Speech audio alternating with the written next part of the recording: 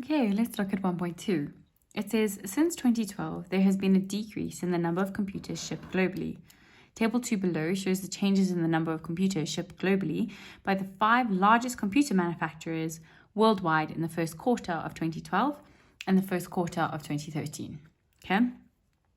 Global shipment of computers. So here's the manufacturers, A to E, and here's the number of computers they produced in the first quarter of 2012 and here in the first quarter of 2013. Now, importantly, it says in millions, right? So it's not like they produced 15,7 computers. It's 15,7 million, right? So be very careful when you're working with this to make sure that you are taking note of those units. Let's look at the questions, right? Remember, the questions help inform what we need to sort of draw from the data. Use the information table 2 above to answer the following questions. Give and explain 2 possible reasons and possible factors that could have led to the decrease in the global shipment of computers since 2012.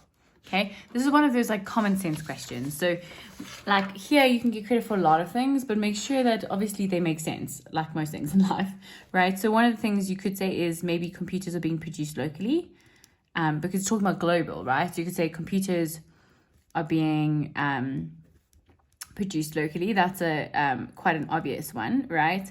You could also just think that there's been a rise in the use of tablets, right, or smartphones, right? Because if you have a tablet, you may not need a laptop, right, or a computer, and that therefore tells you that there'll be less of a demand, right? But you can say a myriad of other things. This is just giving you an indication of some of the reasoning.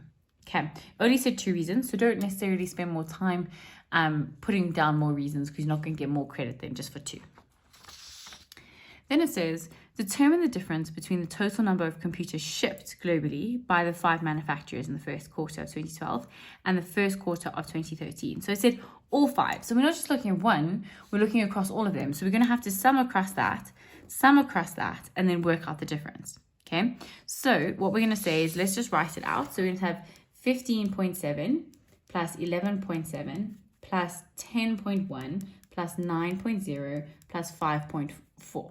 Okay, and you should be able to see there what I've done is I've just summed across this column here. I'm going to do the same thing over there. So I'm going to say 12 plus 11.7 plus 9.0 plus 6.2 plus 4.4.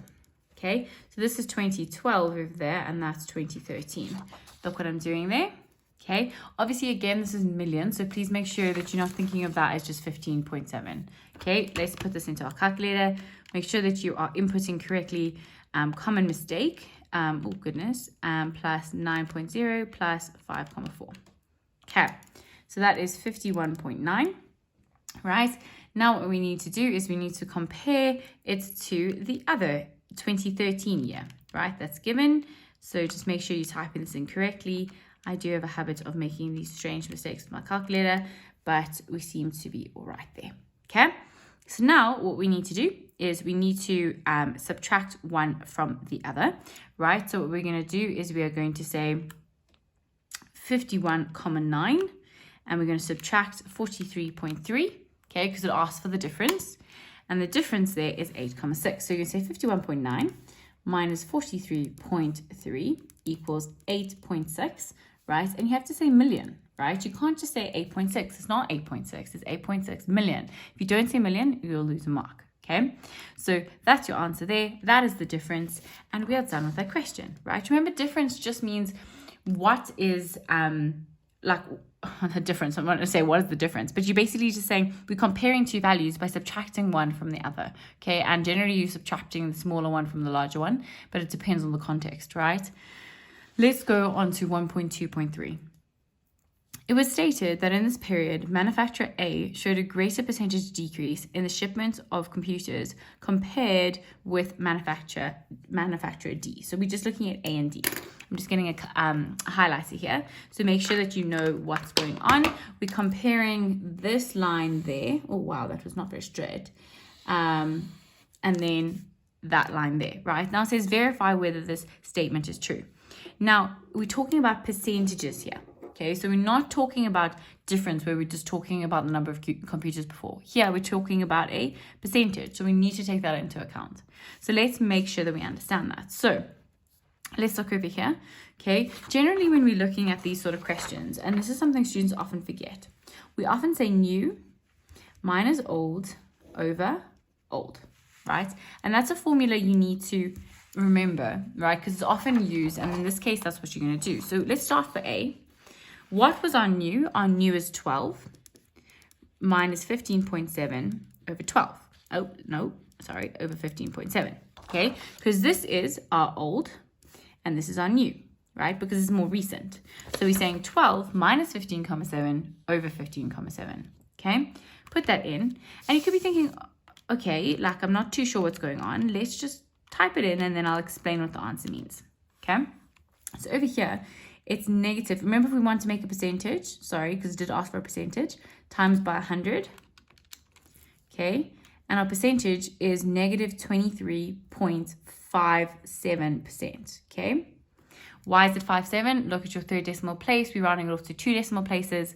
Because our third decimal place is above 5, it's a 6 there, we round that up to 57. So that is the percentage decrease, and that's why it's negative, right? Because it decreased over that year that we're looking at. Let's now look at D and do exactly the same thing. So D, what was our new? 6.2, sorry, and our old was 9. Okay, so new minus old over old. You're basically saying what has changed over this year and where did we start at the beginning, right? So old is where we started and new is where we ended up. Okay, so put that in. Same thing here, right? Make sure you type it in correctly. And there we have times by 100, right? So I keep forgetting to put that in, sorry, times by 100 because they did ask for a percentage. And that's negative 31.11%, right? Why is it 111? There's lots of ones here. We only want 2 decimal places. If we look at our third decimal, we can see that it's less than 5. So therefore, we're going to round down and it's going to be negative 31.11. Okay, let's go back to the question, see whether we've answered it. It says, it was stated that in this period, manufacturer A showed a greater percentage decrease in shipments of computers compared to manufacturer D. Well, we can see that's not true. Actually, manufacturer D had a much bigger decrease, right? If you compare the two. So it says verify, showing all calculations, we've done the calculations, whether the statement is valid. So now you have to go say whether it's valid or not, right? Students often forget this. So then you say, actually, therefore, statement is not valid, right? You have to say that, otherwise you'll lose a mark. Okay, that's us done with question 1. Let's move on to question 2.